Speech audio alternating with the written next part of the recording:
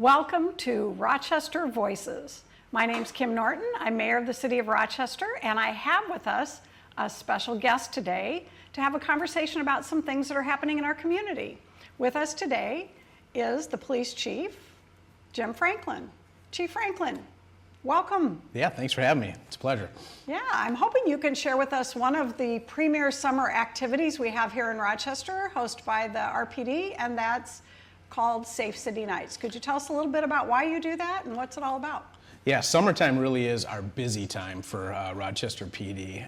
It just seems like the city gets a little bit more busy in general, but it's really the bulk of our community engagement happens over the summertime months, and so we're really ramping up and gearing up for that. Obviously, one of the premier events that we put on is Safe City Nights, which we've been doing since 2019, and the whole premise behind Safe City Nights is just community connectedness and relationship building within this community. So it's about community engagement, and what might people expect if they come to this event? Well, the philosophy behind this actually goes back to kind of the concept of 21st century policing concepts and philosophies. And if you think about law enforcement and how law enforcement traditionally interacts with the community, oftentimes it's either in times of crisis or in times of enforcement. Both of those times are negative experiences. And so the 21st century policing lens and philosophy that we're really trying to push here in Rochester is we need to come alongside of our community in times of non-crisis, non-enforcement, to really engage and build those relationships, starting those conversations, fostering dialogue about what's life like in your neighborhood, what are your concerns, what are some of the things that you're seeing that you want the police department to know about, kind of in that safe space, coming together and just engaging the public at the highest possible level.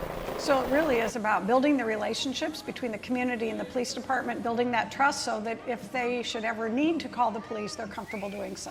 Yeah, obviously that's a ancillary benefit as well. It's all of that in addition to it's showcasing the police department. Like this is it's not my police department, it's the city's police department. Absolutely. And it's showcasing the police department and saying, this is Rochester PD, we're here for you, we're here to serve you at the highest possible level, and we want to engage with you. And that starts with that dialogue, that starts with that discussion. And we do that in a very festive environment. You're going to see an opportunity, you get a free meal. Thank you to our sponsors. And so we'll have a meal, you can come eat, you can kind of see all of the resources that the city has invested in Rochester Police Department, from our K-9 unit to our SWAT team to our emergency management unit to seeing police cars. And then we've expanded that a little bit to include kind of the public safety nexus with our other city partners like Public Works and Public Utilities, Park and Recs, as well as the Fire Department, Mayo Clinic Ambulance, and Olmsted County Sheriff's Department. We kind of bring them all out in this public safety umbrella. These are the wide array of services for public safety for this community, and just answer questions and foster that dialogue.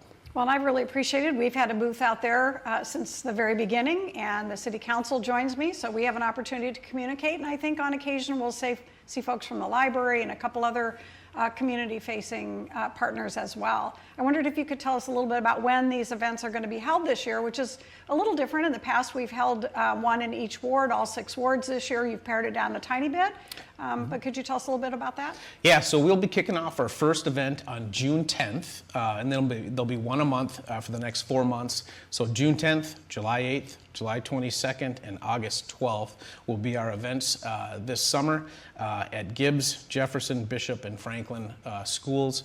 There's a great partnership with the schools that allows us to have a large enough footprint to fit all of all the people and the resources and the food and the festivities all in one location. Well, thank you so much for joining us and sharing about Safe City Nights, and we really encourage the community to come to those, and we are thankful that you joined us today on Rochester Voices.